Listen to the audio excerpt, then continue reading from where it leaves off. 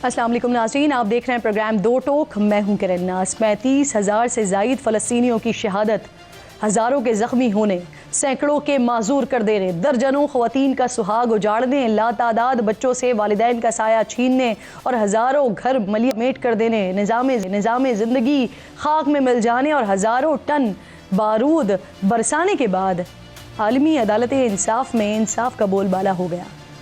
आलमी अदालत इंसाफ ने जनूबी अफ्रीका की दरख्वास्त पर इसराइल के ख़िलाफ़ फ़ैसला सुना दिया है, जिसमें कहा गया है कि रफ़ा में जारी फ़ौजी ऑपरेशन बंद किया जाए, मिस्र के साथ राहदारी को इंसानी इमदाद की फराहमी यकीनी बनाई जाए, गज़ा में हक़ाइक़ की जाँच पड़ताल के लिए तफ्तीशकारों को मुकम्मल और आज़ादाना रसाई फराहम की जाए और 1 माह के अंदर अंदर इन तमाम अहकामात पर अमल दरामद करके अदालत को आगाह किया जाए।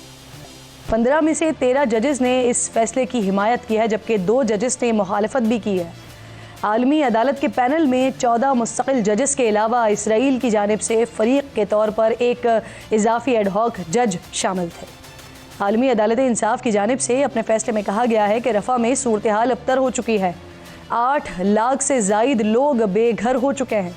इसराइल की जानिब से अवाम की हिफाजत और इंसानी इमदाद की रसाई के दावे बेबुनियाद हैं। इसलिए अदालत ये फैसला सुनाती है कि इसराइल फौरी तौर पर न सिर्फ अपनी कार्रवाई को रोके बल्कि रफ़ा से अपनी फ़ौज को वापस बुलाए। दरख्वास्त गुजार जनूबी अफ्रीका, फ़लस्तीनी अथॉरिटी और हमास ने आलमी अदालत इंसाफ के फ़ैसले का खैर मकदम किया है। हमास की जानिब से मुतालबा किया गया है कि अदालत सिर्फ रफ़ा नहीं बल्कि गज़ा भर में इजरायली कार्रवाइयाँ रोकने का हुक्म दे और सलामती काउंसिल अदालती फ़ैसले पर अमल दरामद करवाए।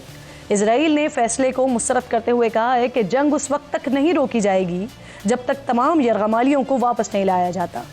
जंग बंदी का मुतालबा वो कर रहे हैं जो इसराइल के वजूद का खात्मा चाहते हैं। जनूबी अफ्रीका ने जारहियत और फ़लस्तीन की नस्ल कुशी के ख़िलाफ़ गुज़िश्ता बरस दिसंबर में आलमी अदालत इंसाफ का दरवाज़ा खटखटाया था, जबकि रवा माह 10 मई को अदालत से अपील की गई थी कि इसराइल को रफ़ा में फ़ौजी ऑपरेशन से रोका जाए और इसराइली फ़ोर्सेस को गज़ा से निकलने का हुक्म दिया जाए। गुज़िश्ता बरस यानी 7 अक्टूबर से जारी इसराइली फ़ौज के वहशियाना हमलों में अब तक 35,000 फ़लस्तीनी शहीद हो चुके हैं, 75,000 से ज़ायद ज़ख्मी हैं। आलमी अदालत इंसाफ के पास रियासतों के दरमियान तनाज़ात पर हुक्म सादिर करने का इख्तियार और रियासतें उसकी तामील की पाबंद हैं, लेकिन इसके पास अपने अहकामात पर अमल दरामद करवाने की ताकत नहीं है। लेकिन इस फैसले के बाद इसराइल पर इखलाक़ी दबाव आएगा और दीगर ममालिक इसकी मदद से भी हिचकिचाएंगे। इसराइल मौक़िफ़ के सामने अब दुनिया भी खड़ी होती नज़र आ रही है। नॉर्वे, आयरलैंड और स्पेन ने फ़लस्तीनी रियासत को तस्लीम करने का ऐलान कर दिया है। नॉर्वे और स्पेन का कहना है कि वो 28 मई तक फ़लस्तीन को बतौर रियासत तस्लीम कर, आयरलैंड जल्द इसका ऐलान कर देगा। इससे पहले अक़वाम मुत्तहिदा के 193 में से 182 ममालिक फ़लस्तीनी रियासत को तस्लीम कर चुके हैं। उम्मीद है कि एक दिन फ़लस्तीनी अवाम की क़ुरबानियाँ रंग लाएंगी और फ़लस्तीन न सिर्फ आज़ाद होगा बल्कि अमन का गहवारा भी बनेगा और दुनिया भर से मुसलमान अपने क़िबला अव्वल में आज़ादी और आसानी के साथ सरबसजूद हो सकेंगे। प्रोग्राम में आगे बढ़ते हैं नाज़रीन। प्रोग्राम में इस वक्त पाकिस्तान में इस वक्त मौसम के साथ साथ सियासी और इंतज़ामी माहौल शदीद गर्म चल रहा है। इस्लामाबाद हाई कोर्ट में आज मुग़वी शायर अहमद फ़रहाद बाजियाबी केस की समाअत हुई है, जिसका तहरीरी हुक्मनामा अब से बल्कि कुछ देर पहले जारी हो गया है। जस्टिस मोहसिन अख्तर कियानी ने 8 सफ़हात पर मुश्तमिल ये तहरीरी हुक्मनामा उर्दू में जारी किया है, जिसके मुताबिक अदालत ने सेक्टर कमांडर ISI और MI, डायरेक्टर IB और दाखिला और दिफा के सेक्रेटरीज को 29 मई को तलब किया है। हुक्मनामे के मुताबिक अदालत ने वज़ीर क़ानून और सेक्रेटरी क़ानून को बतौर अदालती मावन बुलाया है। हुक्मनामे में मिसिंग पर्सनस के तमाम केसेस बराह रास्त नशर करने का हुक्म भी जारी किया गया है। अदालती हुक्मनामे में कहा गया है कि IG और SSP पुलिस ने अदालत को तहक़ीक़ात में पेशरफ़ से आगाह किया है। पुलिस हुक्काम ने बताया है कि मुग़वी की लोकेशन ट्रेस कर ली गई है, वो जल्द ही मुतल्लक़ा जगह और लोगों तक पहुँच जाएगी।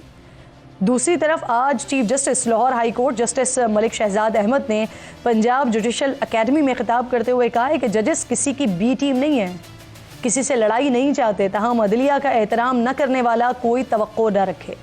Chief justice Lahore high court ने मज़ीद कहा कि ये अदालती निज़ाम किसी ताकतवर के लिए नहीं बना बल्कि इंसाफ के लिए कायम किया गया है। सियासी गर्मा गर्मी की तो अगर हम बात करते हैं नाज़रीन, यहाँ पर तो खैबर पख्तूनख्वा में PTI हुकूमत और वफाकी हुकूमत के दरमियान जो तनाव है वो बढ़ता जा रहा है।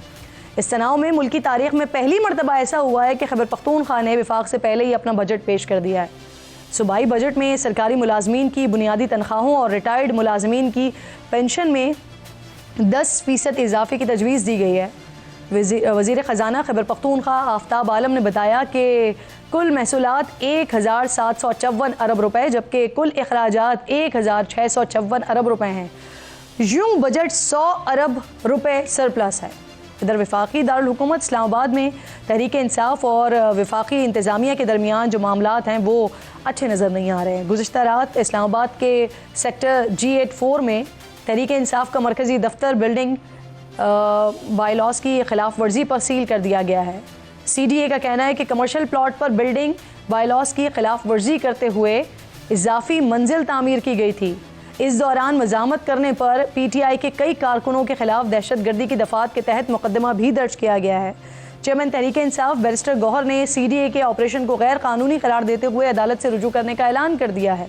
इस सारे मामले पर बात कर प्रोग्राम में आज मेरे इंतहाई मोअज़्ज़ज़ मेहमान मेरे साथ मौजूद होंगे। सबसे पहले अली मोहम्मद खान साहब, पाकिस्तान तहरीक इंसाफ के सीनियर रहनुमा हैं, मुझे ज्वाइन कर रहे हैं। बहुत शुक्रिया अली मोहम्मद खान साहब। सबसे पहले तो सर मैं ज़रा जो शायर फ़राद अहमद की बाजियाबी केस के हवाले से जो आज इस्लामाबाद हाई कोर्ट ने अपना फ़ैसला दिया है उस पर मैं बात करना चाहूँगी। अब बुलाया गया है कमांडर ISI सेक्टर कमांडर को, MI को, डायरेक्टर IB को 29 मई को तलब किया गया है और जस्टिस मोहसिन अख्तर कियानी जो है वो मिसिंग पर्सनस के हवाले से तमाम केसेस को कह रहे हैं कि बराह रास्त नशर किए जाएं, जो भी वहाँ पर समातें होंगी उसका हुक्म दिया गया है। माजी में हमने देखा है इस तरह के जो भी फैसले होते थे तहरीक इंसाफ इन फैसलों के अगेंस्ट नज़र आती थी और इस वक्त आप लोग इन तमाम फैसलों के साथ खड़े हुए हैं। पिछले दौर में आपके दौर में आपका मौक़िफ़ बिल्कुल तब्दील होता था। सर ऐसा तो नहीं होगा कि आने वाले वक्त में अगर कभी इक़्तिदार में आते हैं तो फिर आपका मौक़िफ़ वही हो जो इक़्तिदार में हुआ करता था? बहुत शुक्रिया। बिस्मिल्लाहिर्रहमानिर्रहीम। अल्लाहुम्मा सल्लि व सल्लिम व बारिक अला सय्यिदिना मोहम्मद व अला आलि मोहम्मद। देखिए हम सब पाकिस्तानी हैं, कोई किसी से ना बड़ा है ना छोटा है। हर शख्स की अपनी अपनी डोमेन है, अपनी ड्यूटी करते हैं और जब सब मिलके अपनी अपनी ड्यूटी सही करते हैं तो उससे एक मजबूत पाकिस्तान बनता है। डिफेंस फोर्सेस मुल्क की दिफा की जिम्मेदारी पूरी करते हैं बॉर्डर्स पे। इंटेलिजेंस एजेंसीज अंदर दुश्मन के सांप और बिच्छू जो हैं उनको कुचलते हैं, इंटेलिजेंस गैदरिंग करते हैं, सीक्रेट सर्विसिंग करते हैं, अदलिया इंसाफ देती है और मुक़न्नना इंतज़ामिया जो है वो कानून साजी और मुल्क चलाते हैं और बाकी आप सब जर्नलिस्ट सबका एक रोल है। मसला वहाँ पैदा होता है जब अपनी डोमेन से कोई निकलता है। अगर अदालत आइन के मुताबिक किसी को भी बुलाती है तो अदालत जाने से किसी की इज्जत जो है वो कम नहीं होती और मैं समझता हूँ कि अदालत में पेश होने से आपकी इज्जत बढ़ती है। जब मुल्क के वज़राए आज़म पेश हुए हैं माजी में, बड़े बड़े लीडर्स पेश हुए हैं, तो अगर अदालत बुलाते हैं दिफा के इदारों के कुछ अफसरान को तो मेरे ख्याल में उनको आना चाहिए और वहाँ उनसे जो भी सवाल होगा वो देंगे जवाब। किसी की मेरा नहीं ख्याल किसी की किसी ज़ातियात है और इससे तो मुल्क मजबूत होता है एहतसाब से या अकाउंटेबिलिटी से। हाँ, किसी की ज़ाती तस्दीक नहीं होनी चाहिए, किसी की ज़ात को टारगेट नहीं किया जाना चाहिए और मेरा नहीं ख्याल कि कोई भी उस लेवल पे जो है जहाँ ये काम होते हैं इतने टॉप लेवल पे जब इतनी बड़ी अदालत बैठती है वहाँ ज़ातियात नहीं टच होती, वहाँ आईनी मसाइल और मुल्की मामलात ही एक इज्जत के पैराए में मेरे ख्याल में वो डिस्कस होते हैं और होने भी चाहिए। बिल्कुल ठीक। अली भाई ये बताइए कि कल रात PTI के सेक्रेटेरिएट पर ऑपरेशन हुआ है, आप लोग इसको गैर कानूनी ऑपरेशन कह रहे हैं, CDA कह रहा है कि ये बिल्कुल कानूनी कार्रवाई हुई है, कानूनी एक्शन हुआ है, हुकूमत का भी यही मौक़िफ़ है। CDA ने आपको 4 नोटिस भेजे और उसके बाद कार्रवाई की गई। एक तो इस बात का जवाब दीजिएगा, साथ में ये भी कि जो ओनरशिप है सरताज अली साहब के नाम से आ रही है सामने, कौन है ये सरताज अली? देखिए नोटिस आज बैरिस्टर गौहर साहब मौजूद थे कोर्ट कमेटी मीटिंग में और उन्होंने खुद इस बात का इजहार किया कि नोटिस जो हैं हमारे ऑफिस को रिसीव ही नहीं हुए, बल्कि ये जो शख्स जिनका आपने नाम लिया मैं तो ज़ाती तौर पे नहीं जानता, लेकिन उनसे ये जगह 2020 में मेरे ख्याल में परचेज हो चुकी भी थी। तो CDA वाले जो हमारे मेहरबान दोस्त हैं वो शायद पुराने मालिक कोई नोटिस भेजते रहे। तो उनको ये तो चेक कर लेना चाहिए था कि ओनरशिप चेंज हो चुकी है, जिसकी डॉक्यूमेंट्स हमारी सेंट्रल ऑफिस ने बाकायदा पेश किए मीडिया के सामने। तो नोटिस जो है वो रिसीव नहीं हुए। और बाकी एनक्रोचमेंट्स का जहां तक ताल्लुक है, हम क्यों एनक्रोच करेंगे। तीसरी बात यह है कि प्रॉपर बिल्डिंग जो है, बिल्डिंग का तो इशू ही नहीं है। बिल्डिंग तहरीक इंसाफ की मलकियत है, उसका तो इशू ही नहीं है। और अगर आपने एनक्रोचमेंट्स पे जाना है तो उसमें एक बात मैं अलबत्ता करूंगा, मैं किसी गलत अमल को तो डिफेंड नहीं करता, हमारी इंक्रोचमेंट्स वहां पे नहीं है। अगर कोई गलत चीज होगी तो उसको भी ठीक करने के जायज तरीके हैं, उसको भी दिन में आप आ सकते हैं, आप प्रॉपर नोटिस दे सकते हैं। लेकिन क्या पाकिस्तान तहरीक इंसाफ का ही एक ऑफिस इनको नजर आया? यहाँ तो बड़ी बड़ी जगह हैं जिनके इंक्रोचमेंट्स हैं, बड़े बड़े लोग हैं। अब मैं एक रोड का नाम लूंगा तो हो सकता है आपके प्रोग्राम में बीप आ जाए। तो क्या हो गया था अचानक रात के अंधेरे में तहरीक इंसाफ में बुलडोजर चला दिए? इनका क्या ख्याल था? उनका नजरिया सेंट्रल ऑफिस की बिल्डिंग की ईंटों में है, मुझे वो यहाँ इसकी सीनों में ओनरशिप है। के बारे में तो बता दें, किसके नाम पर है ये जगह? देखिए, डॉक्यूमेंट्स के मुताबिक तो पाकिस्तान तहरीक इंसाफ की मलकियत है, जो 2020 में चेंज हो चुकी है।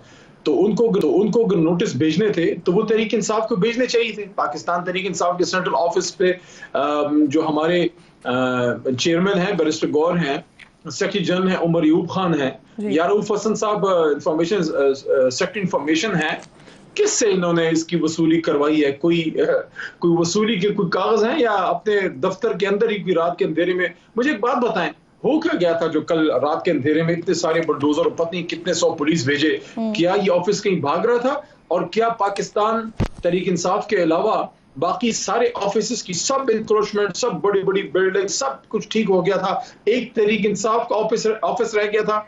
मतलब यह है कि दाल में कुछ काला है इनकी नीयत में, वरना रात के अंधेरे में इस तरह ना आते, दिन की रोशनी में आते। अली भाई, जिन तामीरात को सीडीए ने गिराया सर, ये तामीर कब हुई थी? एक तो ये बता दीजिए। दूसरा कि इनमें कुछ चीजें तो ऐसी थी जो चार दीवारी के दफ्तर की चार दीवारी से बाहर थी, उनको कैसे जस्टिफाई करेंगे? ये मौका तो क्योंकि आपने खुद दिया ना सीडीए को। पिटिशन की है और फिर वाले इंशाल्लाह अदालत में हमारा पूरा मौक़िफ़ आ जाएगा और बाकायदा डैमेजेस सूट भी हमारी जमात जो है सीडीए पे करने जा रही है। ये कोई तरीका नहीं है कि रात के अंधेरे में इस तरह से बुलडोजर भेज दें। ये कोई खुदा न खास्ता पाकिस्तान के किसी फार फ्लंग एरिया में नहीं है, दारुल खिलाफा है और मुल्क की सबसे बड़ी जमात है, जो चंद साल पहले तक पूरे मुल्क में जिसकी हुकूमत थी। इसका मतलब है कि जड़ों में तहरीक इंसाफ पाकिस्तान की जड़ों तक पहुंच चुकी है। पाकिस्तान की चारों सूबों में उसके पीछे अवाम की बहुत बड़ी ताकत मौजूद है।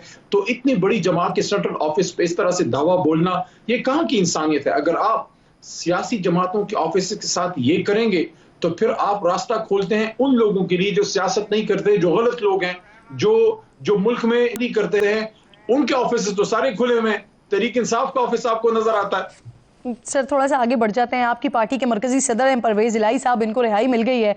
टाइमिंग ये बड़ी इंपॉर्टेंट है क्योंकि माजी में मुक़्तदरा के साथ अच्छे ताल्लुकात, अच्छे मरासिम रहे हैं परवेज इलाही साहब के। यहाँ तक कि उन्होंने पीडीएम के बजाय आपकी पार्टी को चूज़ भी किया था तो जनरल बाजवा के कहने पर ही किया था। इस वक्त कुछ कर सकते हैं? परवेज इलाही साहब सीनियर सियासतदान हैं। मेरे ख्याल में आप समेत किसी को भी ये तवक्को नहीं थी, मुझे भी, कि परवेज साहब उम्र के इस हिस्से में, जब वो 70 साल से उनकी उम्र ज़्यादा है और वो बीमार भी रहते हैं, वो इतनी तवील सोबत जेल की बर्दाश्त कर पाएंगे? मेरे ख्याल में परवेज इलाही साहब ने अपनी हिम्मत और हौसले से सबको हैरान किया है। और सदर हैं तहरीक इंसाफ के, लेकिन ज़ाहिर ज़ईफ़ुल उम्र भी हैं। कुछ दिनों में आप उनको एक्टिव भी देखेंगी और इंशाल्लाह उनके आने से तहरीक इंसाफ को पंजाब में, बिलखुसूस लाहौर में, पंजाब में बहुत तक़वियत मिलेगी इंशाल्लाह। अच्छा, ये बताइए कि थोड़ा सा आगे बढ़ते हुए बात करते हैं। आप पीटीआई ने अपने तमाम जितने भी रुपोश रहनुमा हैं उनको इस वक्त सामने आने का हुक्म दिया है। इसकी कोई ख़ास वजह है? टाइमिंग ये इम्पोर्टेंट है बड़ी, क्योंकि इससे पहले हमाद अज़हर साहब सामने आए तो उसके बाद उनको पेशावर जाना पड़ गया। बाकी कैसे आएंगे सामने? खान साहब के साथ परसों मुलाकात थी मेरी, कुछ वकला भी थे, केस के दौरान मिले। तो खान साहब ने असलम इकबाल भाई और हमाद को उन्होंने हुक्म दिया है कि वो अब निकलें, क्योंकि परवेज इलाही साहब भी बाहर आए हैं और वो भी निकलें ताकि तहरीक इंसाफ पंजाब में थोड़ी तगड़ी हो। और अगर प्रोटेस्ट की तरफ और मार्चेस की तरफ, जलसों की तरफ, जुलूसों की तरफ अगर जाना हो तो वो ग्राउंड पे हो और जाहिर है वो फेस करेंगे, जो उन पे चार्जेस हैं अदालत में इंशाल्लाह फेस करेंगे। तो खान साहब के हुक्म पे असलम इकबाल साहब और हमाद जो हैं वो आए हैं। और मुस्कुराने वाली बात यह है कि हमाद की एक ट्वीट आज मेरी नज़र से गुजरी। हमाद का एक बहुत खूबसूरत पालतू जो है वो कुत्ता है, उसको सुना है छापे में उनके घर से, जो उनके वालिदैन को भी तंग किया, बुजुर्ग वालिदैन को, और उनकी ट्वीट के मुताबिक उनका कुत्ता कुछ चुरा के पुलिस वाले ले गए हैं। तो उन्होंने कहा है कि ये आपके किसी काम का नहीं है, ये वफादार है और हमाद के वफादार है, तो उसको आप वापस करें, कम से कम ये तो ना करें। सही। अच्छा, ये मुझे बताएं अली भाई, ये पीटीआई की तरफ से एक ऐलान हुआ गोल मेज कॉन्फ्रेंस के हवाले से। असद कैसर साहब ने अपने एक इंटरव्यू में इस ख्वाहिश का इजहार किया कि मौलाना फजलुर रहमान साहब को भी इस गोल मेज कॉन्फ्रेंस का हिस्सा होना चाहिए, वो भी होंगे इस गोल मेज कॉन्फ्रेंस का हिस्सा। चले, मौलाना साहब की बात तो बहुत दूर रह गई, ये तो वो कॉन्फ्रेंस ही नहीं हुई। नहीं, ये बात आपकी दुरुस्त है, लेकिन ज़ाहिर है एक बड़ी मूवमेंट जो है वो जान जोखों का काम है। मैं तो अप्रिशिएट करूंगा असद कैसर साहब, साबिक स्पीकर साहब जो हैं वो अपनी जान लड़ा रहे हैं और कोशिश कर रहे हैं कि ये जो तहरीक तहफ़्फ़ुज़ आइन की मूवमेंट है उसको वो कामयाब कर सकें। ज़ाहिर है आसान काम नहीं है बड़ी जमातों को साथ लेके चलना, लेकिन उनकी एक दो तीन मुलाकातें जनाब मौलाना फजलुर रहमान साहब से हुई हैं, अच्छी हुई हैं। वैसे एक बेहतरी हुई है इन मुलाकातों का कि हमारे स्टेज से उनके खिलाफ कोई गलत नारा लगता था, वो अब इंशाल्लाह नहीं लगेगा। और उन्होंने बिल आखिर इमरान खान साहब की 27-28 साल की सियासत के बाद इमरान खान साहब को यहूदी एजेंट कहने को उन्होंने सियासी बयान करार दिया, जो मुख्तलिफ में वो खबर आई और बिल आखिर उन्होंने मुसलमान तस्लीम कर लिया। तो ये भी बड़ी कामयाबी है पाकिस्तान की सियासत की कि दो बड़ी जमातें जिनमें बड़े तल्ख हालात गुजरे हैं, अब वो सियासत में आगे जा रहे हैं। सियासत में तलखियां कम होनी चाहिए, हुई हैं दोनों जमातों में, मैं इसको खुशाइन समझता हूँ। लेकिन कल की जो मुलाकातें हैं उसमें इत्तेहाद पर भी इत्तेफाक नहीं हुआ मौलाना साहब के साथ, इसकी क्या वजह है? मैं तो मुलाकात में नहीं था, ज्यादा डिटेल का मुझे इल्म नहीं है, लेकिन अच्छी मुलाकात हुई है और एक दूसरे से ताउन पे उन्होंने बात की है और एक दूसरे के साथ आगे चलने पे भी उन्होंने बात हुई है। ज़ाहिर हो सकता है कुछ वक्त हो एक मुश्तरका एलामिया जारी करने में, लेकिन एक अच्छी मुलाकात हुई है और एक दूसरे के मौक़िफ़ को सुना भी गया है और उसके एक दूसरे के साथ इस नुक्ते पे सपोर्ट की भी मेरे ख्याल में बात हुई है कि धांधली के खिलाफ इमरान खान साहब का तहरीक इंसाफ का, तो फजलुर रहमान साहब भी धांधली के खिलाफ हैं। ये भी अच्छी बात है कि फजलुर रहमान साहब धांधली के खिलाफ। लेकिन ये गोल बेस कॉन्फ्रेंस जो होनी थी वो नहीं हुई, क्यों नहीं हुई, ये वजह नहीं बताई आपने? मेरे ख्याल में उस पर बेहतर है कि साबिक स्पीकर असद कैसर साहब जवाब दे पाएं, क्योंकि वो उन मुज़ाकरात को लीड कर रहे हैं। अच्छा, आप लोगों ने जमात इस्लामी को भी दावत दी थी इत्तेहाद के हवाले से, लेकिन अब खबरें आ रही हैं कि तहरीक इंसाफ के साथ शामिल होने से इनकार किया है जमात इस्लामी ने। देखते हैं आगे क्या मामलात होते हैं। जमात इस्लामी एक नजरियाती जमात है, उसूलों पे चलने वाले लोग हैं, हमारे साथ माजी में चले भी हैं। सूबे में 5 साल हमारी उनकी मुश्तरका एक कामयाब हुकूमत चली है। मैं तो तवक्को रखता हूँ, क्योंकि मुनव्वर हसन साहब के बाद सराज साहब ने जिस तरह जमात को चलाया और अब हाफिज नईम रहमान साहब की उन्होंने तो अपनी इज्जत बढ़ाई है, जो उन्होंने एक खैरात में दी जाने वाली सीट को वापस किया, बड़ा हाई मॉरल ग्राउंड लिया कि मैं फॉर्म 47 पे जीतना नहीं चाहता, अगर मेरी हल्के की आवाम ने तहरीक इंसाफ को वोट दिया है तो मैं क्यों उनके वोट बैंक पे डाका डालूं। बिल्कुल ठीक। अच्छा अली भाई, कल SIFC का इजलास होना है, इस इजलास के हवाले से पहले इत्तलात थी, पहले खबरें ये आ रही थी कि वज़ीर आला KPK को इसमें मदऊ नहीं किया गया है, और अब इत्तलात ये हैं कि अली अमीन गड्ढापुर साहब को दावत दे दी गई है। कंफर्म कर सकेंगे आप इस बात को?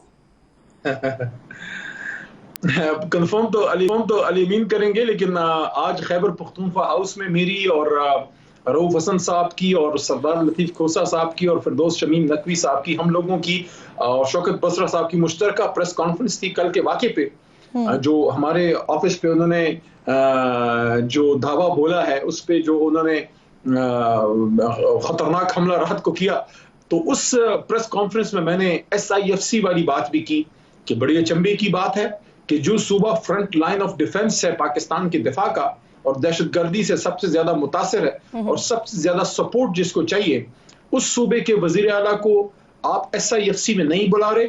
देखिए अभी बुला रहे हैं या नहीं बुला रहे, पहले जो इन्विटेशन नहीं गई, बहुत बड़ा सवालिया निशान है कि इस्लामाबाद से पेशावर को अच्छा मैसेज, हालांकि पख्तून तो पाकिस्तान के लिए अपना खून देते हैं, दिया है, आइंदा भी देंगे।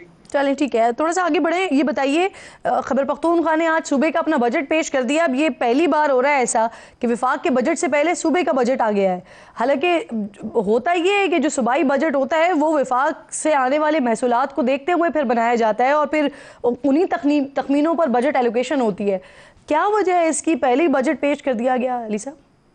देखिए, अली अमीन खान काम करते हैं, उनके पास टाइम नहीं है मुख्तलिफ किस्म की वर्दियां पहन के वैसे ही टिक का।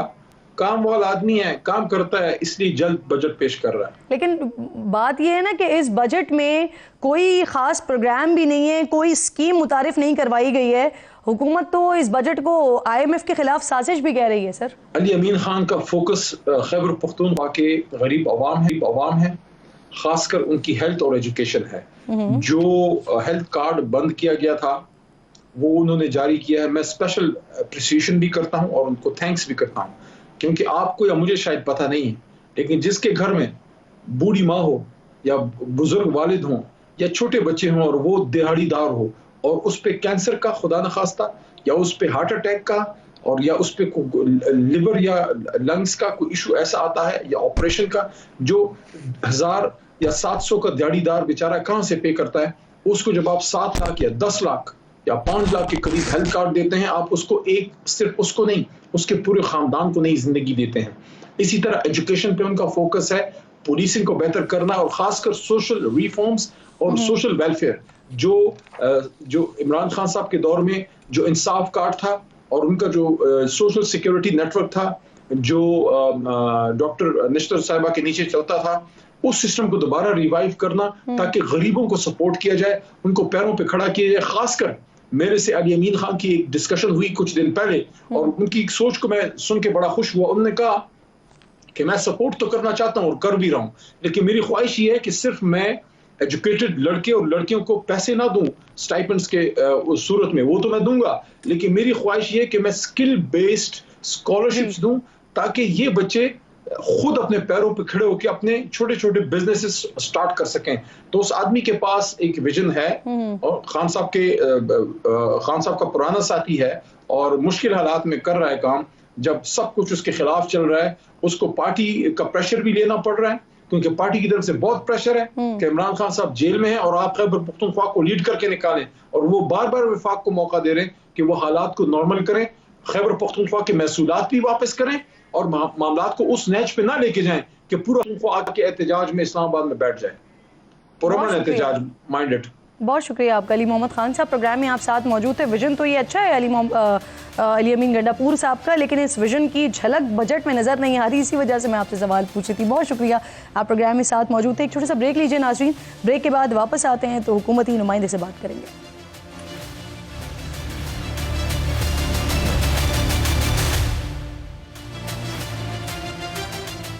प्रोग्राम में एक बार फिर आपको खुशामदीद कहती हूँ। राना एहसान अफजल साहब कोऑर्डिनेटर टू PM है, मुझे ज्वाइन कर चुके हैं प्रोग्राम में। बहुत शुक्रिया। अस्सलाम वालेकुम एहसान साहब, सबसे पहले ये फरमाइए सर, मुत्तहदा अरब इमारात ने पाकिस्तान में $10 अरब की सरमायाकारी का ऐलान किया है।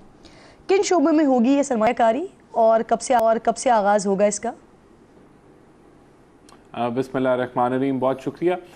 देखें, उन्होंने प्राइम मिनिस्टर को ये कहा है कि $10 बिलियन उन्होंने मुख्तस किए हैं पाकिस्तान में सरमायाकारी के लिए, और ऑलरेडी UAE के साथ जो है बहुत सारे प्रोजेक्ट्स के ऊपर बातचीत जारी है, जिसके अंदर एक बैंक भी है, विमेन बैंक है, फिर उसके अलावा पावर सेक्टर के कुछ प्रोजेक्ट्स हैं, कुछ इंफ्रास्ट्रक्चर बेस्ड प्रोजेक्ट्स हैं जिनके ऊपर उन्होंने इंटरेस्ट शो किया हुआ है। अब वहाँ चीज़ें फाइनलाइज हो रही हैं और जैसे ही ये चीज़ें फाइनलाइज होंगी तो वो जो उन्होंने ये $10 अरब मुख्तस किए हैं वो उन प्रोजेक्ट्स की तरफ जो है वो डायरेक्ट होना शुरू हो जाएंगे। लेकिन इस चीज़ की उन्होंने जो है इंटरेस्ट जो शो किया है यूनाइटेड अरब एमिरेट्स ने, वो ये है कि $10 अरब खसूसी तौर पे पाकिस्तान में इन्वेस्टमेंट के लिए उन्होंने जो है इंश्योर किए, और अब जो हमारी रेलेवेंट मिनिस्ट्रीज़ हैं उनकी रेलेवेंट मिनिस्टर्स के साथ ऑलरेडी राब्ते में हैं। कोई मेरे ख्याल से जो हमने हमारी जो पोर्टफोलियो है पाकिस्तान का, जहां हम इन्वेस्टमेंट चाह रहे हैं, उसमें कम से कम 25 से 30 ऐसे प्रोजेक्ट्स हैं। ये कितने अरसे में, ये कितने अरसे में होगी जो 10 अरब डॉलर की सरमायाकारी है यूएई के साथ? जितनी जल्दी ये चीज़ें फाइनलाइज हो जाएंगी कि किन एरियाज़ में वो इन्वेस्टमेंट करने जा रहे हैं, और ये अगर हम ये चीज़ें फाइनलाइज 1 साल में कर दें तो 1 साल में ये इन्वेस्टमेंट आना शुरू हो जाएगी। अगर 2 साल का, ये देखें ये हमारे ऊपर भी है कि हम उन प्रोजेक्ट्स की प्री फिजिबिलिटीज़, उनकी स्टडीज़ मुकम्मल करके, और उनका जो है उन फिजिबिलिटीज़ के ऊपर और उन सारी चीज़ों के ऊपर एतमाद, और फिर वो आगे मामला बढ़ना शुरू हो जाएंगे। कुछ प्रोजेक्ट्स जो हैं इससे आगे हैं, वो फिजिबिलिटी के फेज से आगे निकल चुके हैं कुछ, लेकिन इनकी जो बाकायदा अनाउंसमेंट है वो तब होगी जब ये एग्रीमेंट साइन हो जाएंगे। सही। अच्छा, ये 10 अरब डॉलर्स यूएई के साथ मामलात हो रहे हैं, इसके अलावा चीन से भी 10 अरब डॉलर्स की बात हो रही है, सऊदी अरब से 5 अरब डॉलर्स की सरमायाकारी की बात हो रही है। इस हवाले से क्या चीज़ें फाइनलाइज हुई हैं? क्योंकि हमने देखा है हाल ही में सऊदीया से भी वफूद आए पाकिस्तान, फिर वज़ीर आज़म खुद भी गए, अब चाइना का भी विज़िट करने जा रहे हैं, तो क्या चीज़ें फाइनलाइज हुई हैं? देखें, जो चीज़ इसमें, एक चीज़ जो बड़ी क्लियर है वो ये है कि दुनिया जो है पाकिस्तान के ऊपर एतमाद कर रही है सरमायाकारी के लिए। दुनिया जो है वो समझती है कि पाकिस्तान में वो पोटेंशियल है कि इसके अंदर इन्वेस्ट किया जाए, और इस हुकूमत पे और मियाँ शहबाज शरीफ की क़यादत को के ऊपर वो एतमाद दिखा रही हैं। देखें, सऊदी इन्वेस्टमेंट जो है ये तो G2G के अंदर पहले फ़ेज़ के अंदर $5 बिलियन की इन्वेस्टमेंट है, लेकिन उनके साथ सिर्फ ये इस हद तक नहीं है, ये एक स्ट्रेटिजिक इकोनॉमिक अलायंस की तरफ हम बढ़ रहे हैं। और इसके अंदर आप जल्द देखेंगे कि जब ये प्रोजेक्ट्स फाइनलाइज हो जाते हैं $5 बिलियन के, तो MBS का भी विज़िट, जो क्राउन प्रिंस हैं और वज़ीर आज़म हैं सऊदी अरेबिया के, उनके विज़िट जो है वो भी फिर उसकी हतमी जो है वो डेट आ जाएगी। देखें, चाइना के साथ तो ऑलरेडी हमारा प्रोजेक्ट चल रहा है। राना साहब, उससे पहले नायब वज़ीर आज़म, वज़ीर ख़ारजा ये बता चुके कि उन्होंने मई में विज़िट करना है। ख़बरें भी आई कि उनका विज़िट है, ड्यू है, लेकिन वो आए नहीं पाकिस्तान अभी तक।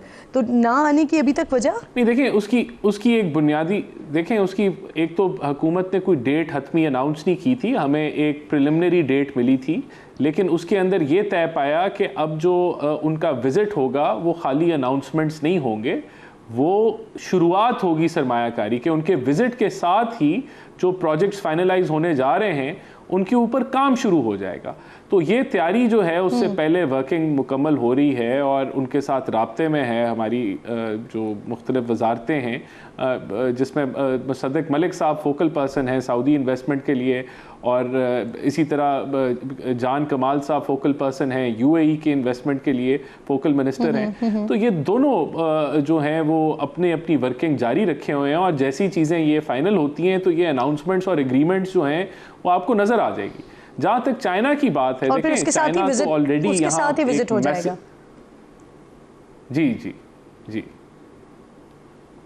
जी, आप चाइना वाली बात कंप्लीट कर लें। हाँ जी, चाइना के ऊपर देखें, बात ये, चाइना तो ऑलरेडी हम लोग एक जो पहला फेज़ था इंफ्रास्ट्रक्चर डेवलपमेंट का, जिसमें रोड नेटवर्क था, जिसके अंदर पावर प्रोजेक्ट्स थे, वो तो हमने काफ़ी 90% हम 2018 तक मुकम्मल कर गए थे। फिर उसका सेकंड फेज़ जो था वो ये था कि आपके जो स्पेशल इकोनॉमिक जोन्स हैं उसके अंदर B2B सरमायाकारी होती, बिजनेसेस आके वहाँ। अच्छा, यानी जो चाइना से इन्वेस्टमेंट आने की बात हो रही है राना साहब, वो बेसिकली CPEC का फेज़ 2 है, उसके तहत आनी है वो इन्वेस्टमेंट। CPEC का फेज़ 2 B2B था, बिजनेस टू बिजनेस था, कि चाइनीज़ इन्वेस्टर्स ने आपकी स्टेट ओन्ड ये जो स्पेशल इकोनॉमिक जोन्स हैं उसके अंदर उन्होंने इंडस्ट्रियलाइजेशन करनी थी, जो नहीं हुई, PTI के दौर में रुक गई, उसके अंदर कोई आपको मूवमेंट नहीं नज़र आई।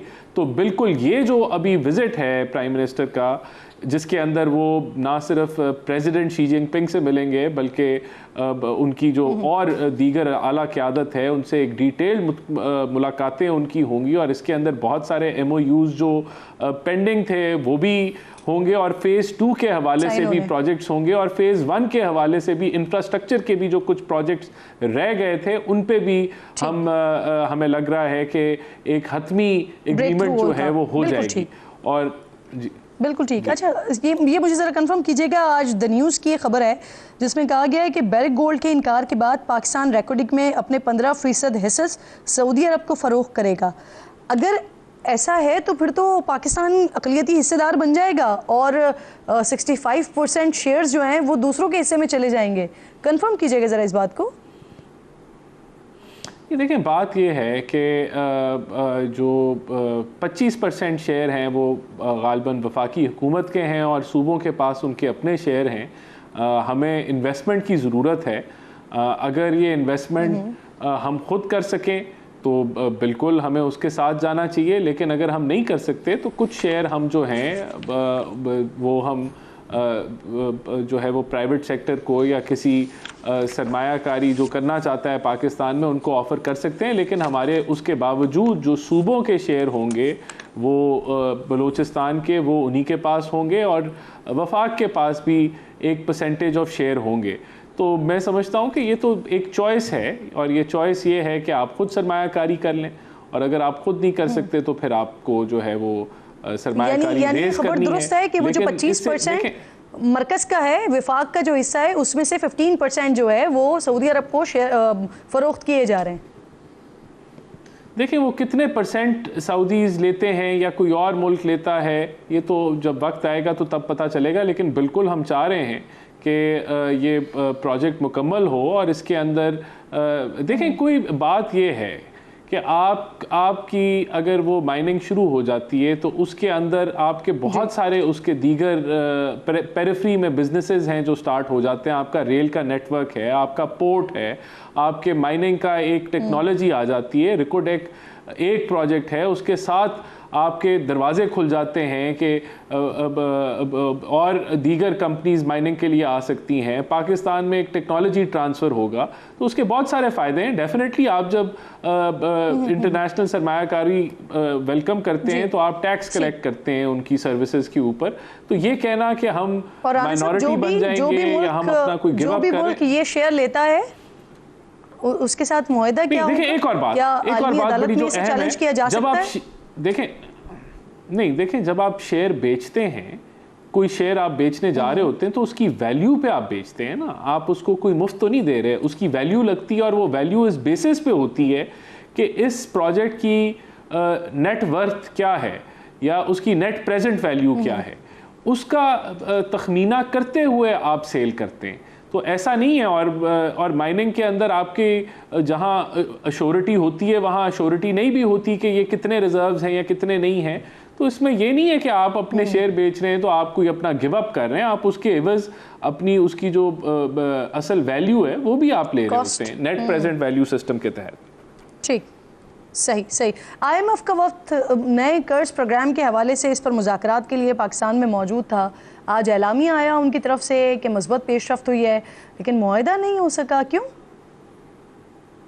नहीं, देखिए, मुआहदा होना भी नहीं था। मुआहदे स्टाफ लेवल एग्रीमेंट से पहले बहुत सारे और फेजेस होते हैं। अभी उनसे बड़े अच्छे नोट के ऊपर बातचीत हुई और जो बजट के मामलात हैं उनसे डिस्कस हुए और अभी उनकी तरफ से MEFP का डॉक्यूमेंट जो है वो आ गया है। अब हम अपना जो उसके ऊपर पॉइंट ऑफ व्यू है वो हम देंगे और अगर वहाँ बिल्कुल अंडरस्टैंडिंग एक डेवलप हो गई तो MEFP साइन हो जाएगा। उसके बाद जब ये बजट अनाउंस हो जाएगा उसके फौरी बाद जो है हम स्टाफ लेवल एग्रीमेंट की तरफ बढ़ेंगे। तो मैं समझता हूँ कि जो हमारा इस दफ़ा बजट आ रहा है वो कोई IMF की डिक्टेशन से नहीं आ रहा। ये बजट जो है उसमें जो होम ग्रोन प्लान है हमारा अपना, जो हम समझते हैं कि स्ट्रक्चरल रिफॉर्म्स जो इस मुल्क के मुख्तलिफ सेक्टर्स को जिनकी ज़रूरत है वो हमने खुद सामने रखा और उसके अंदर एग्रीमेंट थी IMF की भी थी। तो हमने इस मुल्क को जो है किसी के कहने पे ठीक नहीं करना या इस मुल्क में रिफॉर्म एजेंडा किसी के कहने पे नहीं लाना। हम खुद समझते हैं कि हमें रिफॉर्म्स की ज़रूरत है और हम वो करने जा रहे हैं।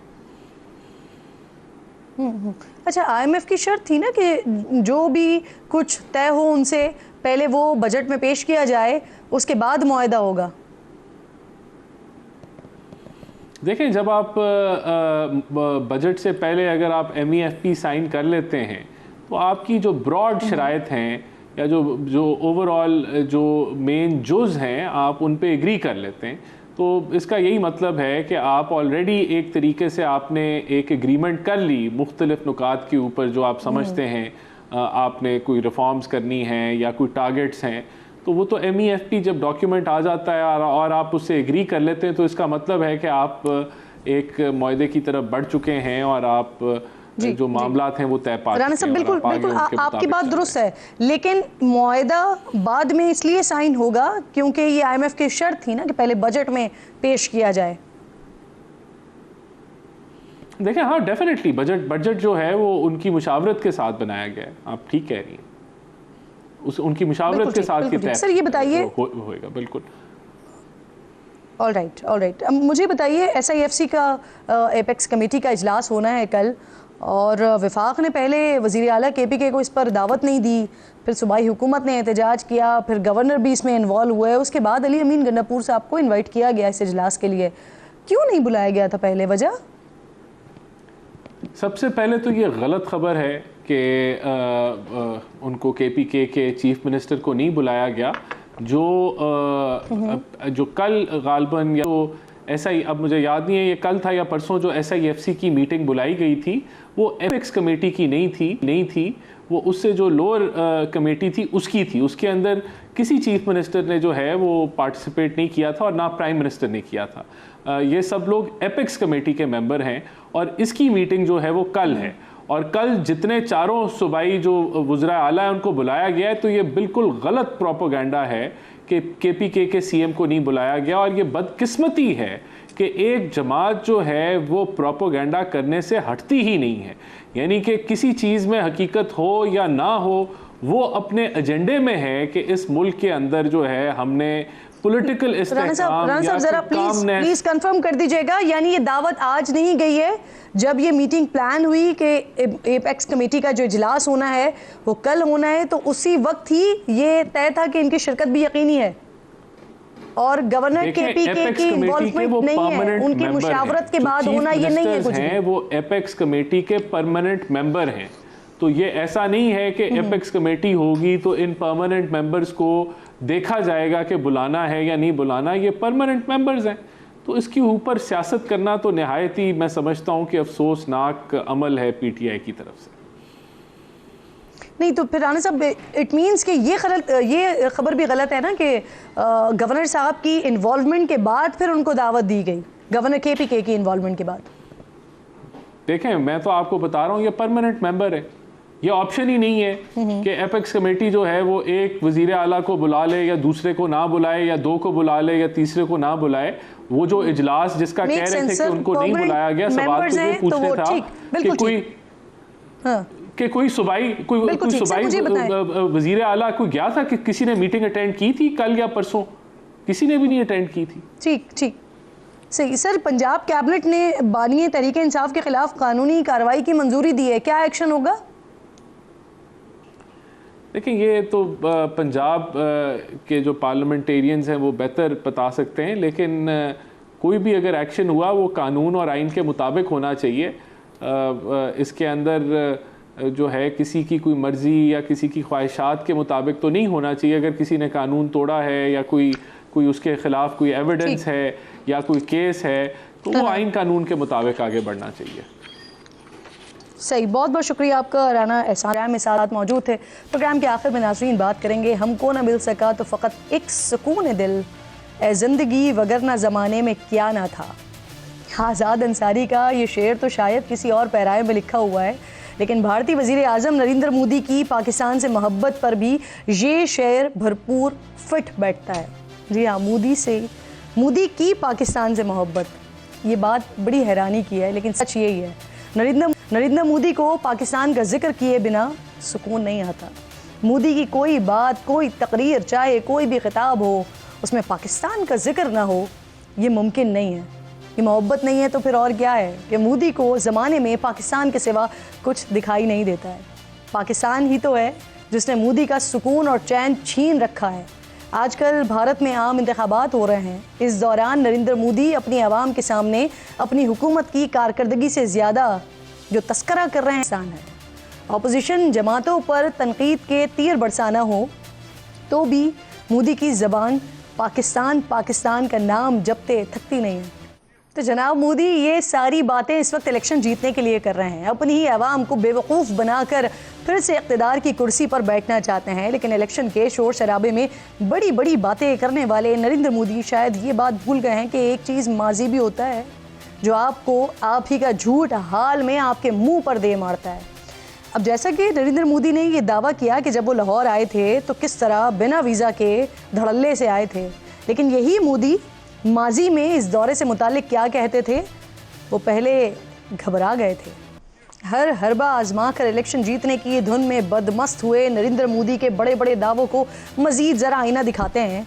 पंजाब में इंतखाबी जलसे के दौरान मोदी करतारपुर के हवाले से बड़ी बड़ी बातें करके पंजाब के अवाम के मजहबी जज्बात से खेलकर अपने जराइम के पीछे छुपने की कोशिश कर रहे हैं।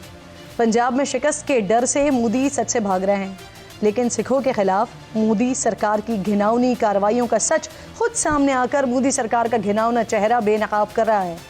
मोदी के 10 साल दौर में इंडिया में मजहबी तशद्दुद और फसादात के हज़ारों वाक़यात में मुसलमानों और दीगर अक़लियतों के साथ साथ सिखों का भी बड़ा जानी और माली नुकसान हुआ है। मोदी के दौर में ही सिख अलहदगी पसंद खालिस्तान तहरीक ने भारत ही नहीं दुनिया भर में भी ज़ोर पकड़ा। सिर्फ गुज़िश्ता साल खालिस्तान के लिए 23 ममालिक में 35 से ज़ायद मुजाहरे हुए। कनाडा, ऑस्ट्रेलिया, अमरीका, बरतानिया समेत कई ममालिक में सिख बिरादरी ने अपना एहतजाज रिकॉर्ड करवाया।